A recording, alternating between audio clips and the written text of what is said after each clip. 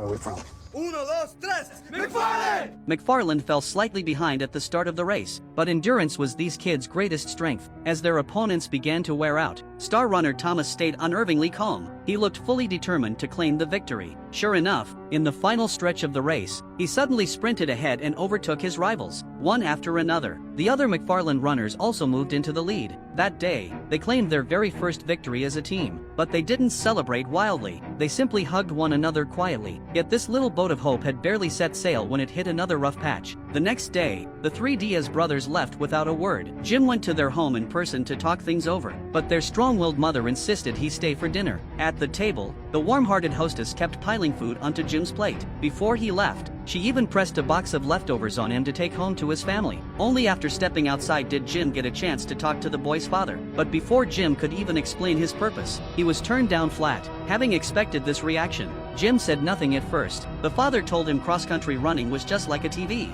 a luxury, not a necessity. Every hour his son spent training with Jim was one less hour they could spend working on the farm for him. But Jim refused to give up. Early the next morning, when the three brothers boarded the truck heading for the farm, they were shocked to find Jim was on board too. He followed them all the way to the endless farmland. Beneath the blazing scorching sun, he bent over and helped his students harvest cabbages. After just half a day's hard labor, Jim was worn out and exhausted. He finally understood the hardships these kids endured every single day. He then made a deal with the boys. On days when they had to harvest late into the evening, they would push training back. When race days drew near, he would come to the farm early to help them finish harvesting ahead of time.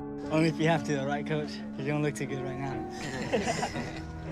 Everything Jim did didn't go unnoticed by the brothers' mother. She was stubborn, but far from unreasonable. So early the next morning, she rallied the neighbors to hold a fundraiser for the cross-country team. Unsurprisingly, all the warm-hearted Mexican immigrants in town turned up. Everyone immersed themselves in the relaxed, joyful atmosphere, donating what little they could to support the kids. Thanks to their kindness, the team finally got custom uniforms and professional running shoes. With proper gear at last, their training became far more smooth and effective. They ran across rough, lush hillsides, along flat country farm paths, through golden wheat fields, into woods dotted with green shade, past remote reservoirs, and across silent terraced fields. Every corner of the land bore witness to the kids sweating it out in training. Jim told the team if they could keep winning streak after winning streak, they'd earn a spot in the state national championships. But he said he couldn't run the races for them or beat their well-trained rivals. All he could tell them was that victory came from believing in themselves and trusting one another. United by unshakable faith in each other, the team charged forward as dark horses, winning every match. They even made the front pages of the local newspaper.